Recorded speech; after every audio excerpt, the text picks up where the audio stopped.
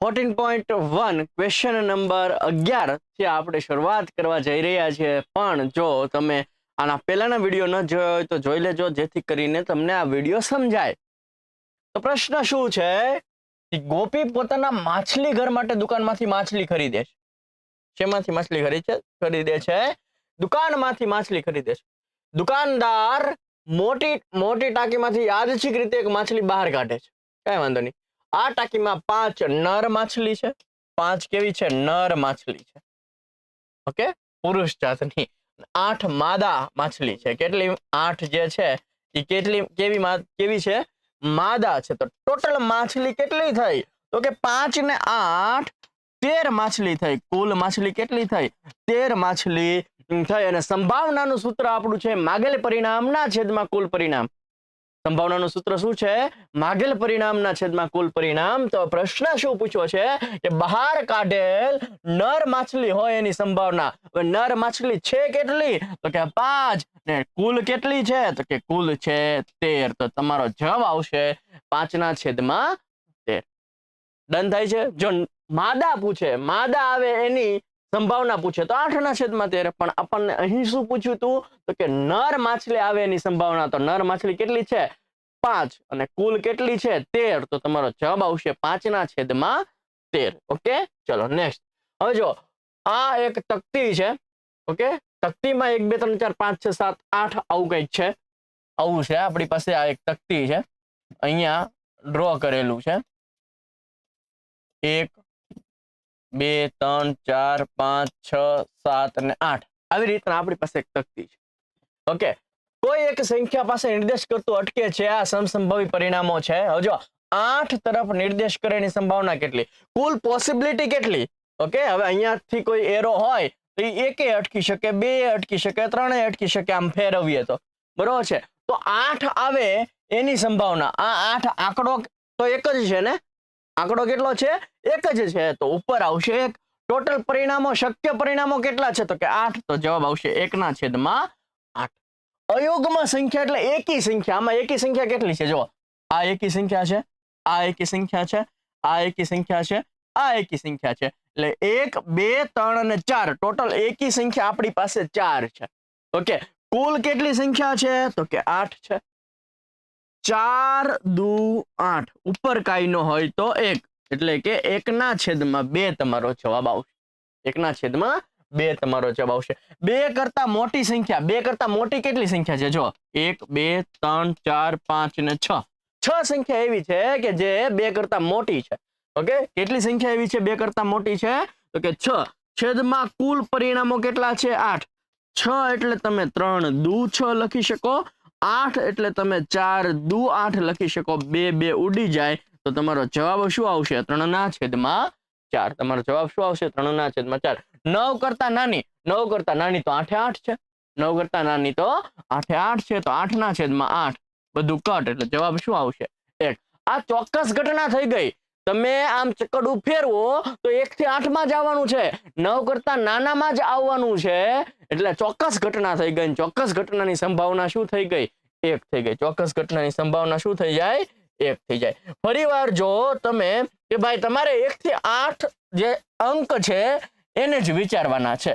Okay, 1 થી 8 અંકમાં તમારે શું વિચારવાનું છે કે ભાઈ પહેલો પ્રશ્ન શું છે?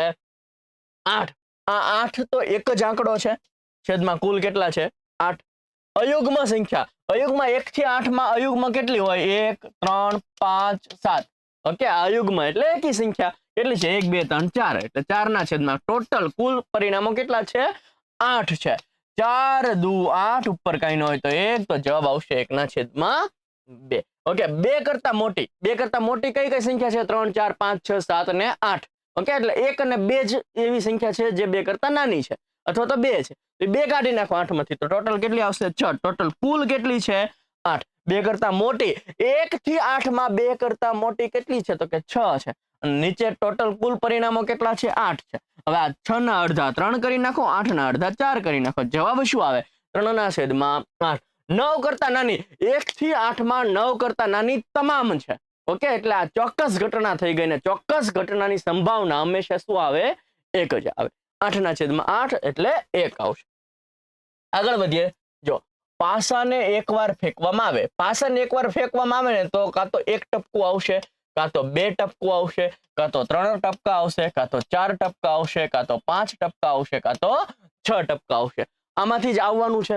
ઓકે, અવિભાજ્ય સંખ્યા હોય. હવે અવિભાજ્ય સંખ્યા કોને કહેવાય એની વાત કરી નાખીએ આપણે કે ભાઈ જો 1 એટલે શું થશે, 1 એકા 1 થશે.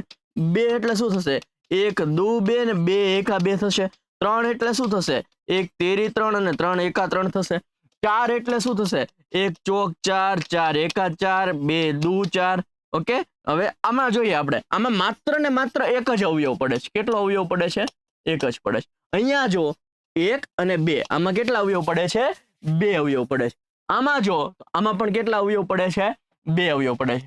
આમાં જો તો કે 1 2 અને 3, તો કેટલા અવયવ પડે છે, 3 અવયવ પડે છે. તો અવિભાજ્ય કોને કહેવાય, માત્ર ને માત્ર 2 જ અવયવ પડતા હોય ને એને અવિભાજ્ય સંખ્યા કહેવાય.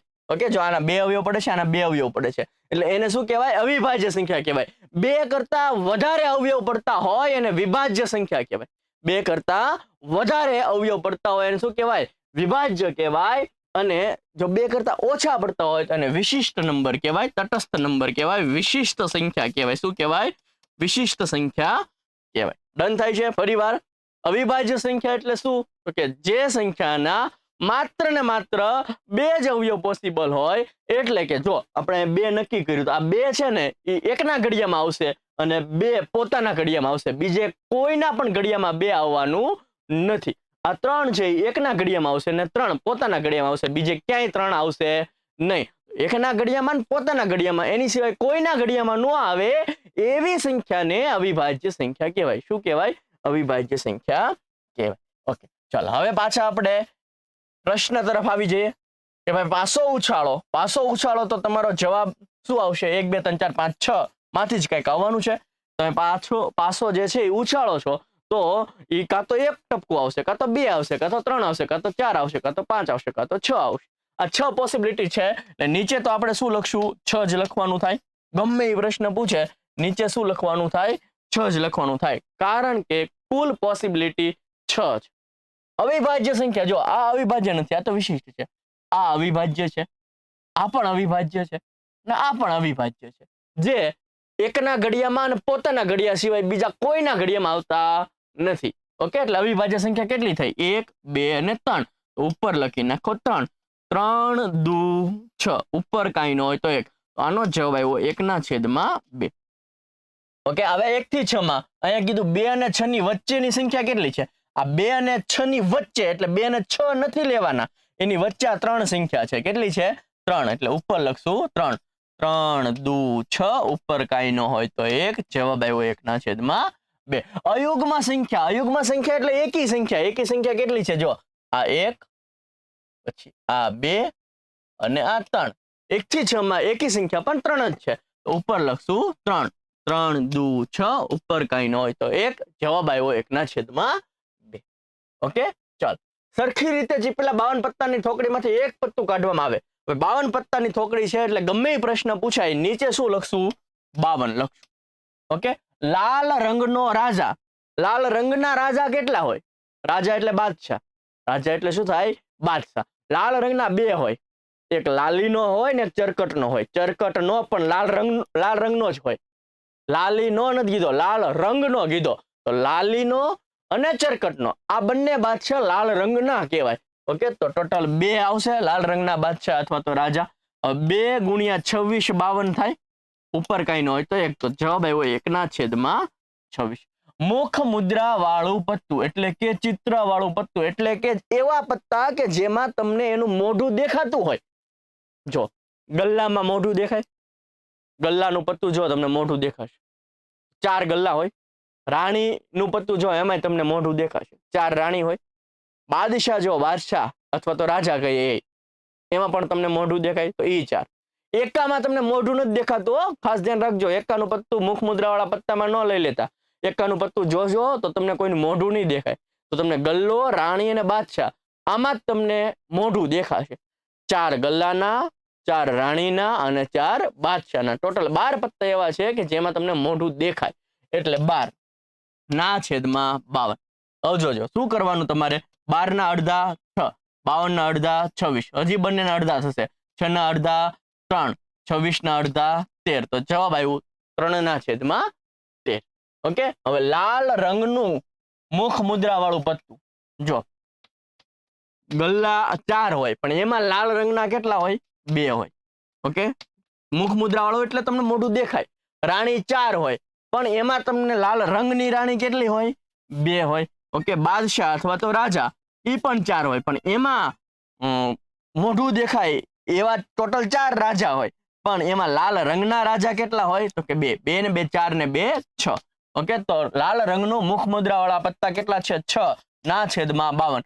6 ના અડધા 3, 52 ના અડધા 26. આ તમારો જવાબ થયો. લાલ નો ગુલામ, લાલ રંગનો નથી કીધો, લાલ નો એટલે કે લાલી નો ગુલામ, ગુલામ એટલે ગલ્લો, એક જ હોય, 1 ના છેદમાં 52. કાળીનું પત્તું, ટોટલ કાળીના પત્તા મતલબ ટોટલ કાળીના પત્તા કેટલા હોય? 13 હોય. કાળીના પણ 13 હોય, ફલ્લીના પણ 13 હોય, ચરકટના પણ 13 હોય, લાલીના પણ 13 હોય, બધા 13 હોય. તો કાળીનું પત્તું, કાળીના પત્તા કેટલા હોય? 13. ટોટલ પત્તા કેટલા હોય? 52. 13 ચોક 52, ઉપર કાંઈ ન હોય તો 1. જવાબ આવ્યો 1 ના છેદમાં 4. ચોકટની રાણી, ચોકટની રાણી એક જ હોય, 1 ના છેદમાં 52. ડન થાય છે? ઓકે ઓકે, ચલો નેક્સ્ટ. 5 ચોકટના પત્તા છે, 5 ચોકટના પત્તા છે. જો એક દસ્સો છે, પછી એક ગુલામ છે, એક રાણી છે ને એક રાજા છે. દસ્સો, ગુલામ એટલે જેક, જેક નો જે, રાણી એટલે ક્વીન, ક્વીન નો ક્યુ, રાજા એટલે કિંગ, કિંગ નો કે. ઓકે, અને એક એકો છે, એકામાં શું હોય? એ હોય. આવા આપણી પાસે 5 પત્તા છે. કેટલા પત્તા છે? 5 પત્તા છે. ગમે એ પ્રશ્ન પૂછે નીચે શું લખશું? 5 લખશું. પત્તું રાણીનું હશે તેની સંભાવના, રાણીનું પત્તું એક જ હશે તો ઉપર 1 લખશું. ઓકે, આનું પતી ગયું. હવે જો રાણીને કાઢી નાખવામાં આવે અને બાજુ મૂકી દીધું, આ રાણી લઈ લીધી તો આપણી પાસે રાણી લઈ લ્યો તો આવું વધ્યું, આ 4 પત્તા વધ્યા. રાણી આપણે લઈ લીધી તો આપણી પાસે આ 4 પત્તા વધ્યા. હવે બીજું પત્તું ખેંચો. હવે આ 4 માંથી પત્તું ખેંચવામાં આવે, એકો હોય એની સંભાવના. એકો કેટલો છે? 1. એક જ છે ને આમાંથી, એકા કેટલા છે? 1. તો 1 ના છેદમાં 4. રાણી હોય એની સંભાવના, અલા રાણી છે જ નહીં આ 4 માં, તો આપણે બાજુ મૂકી દીધી. આ 4 માં રાણી છે જ નહીં તો એની સંભાવના શું આવશે? 0. ઓકે, જરૂર જણાય, ફરીવાર વિડીયો જોઈ લેજો. બરોબર છે? મળીએ છીએ નેક્સ્ટ લેક્ચરમાં. ત્યાં સુધી જય હિન્દ, જય ભારત.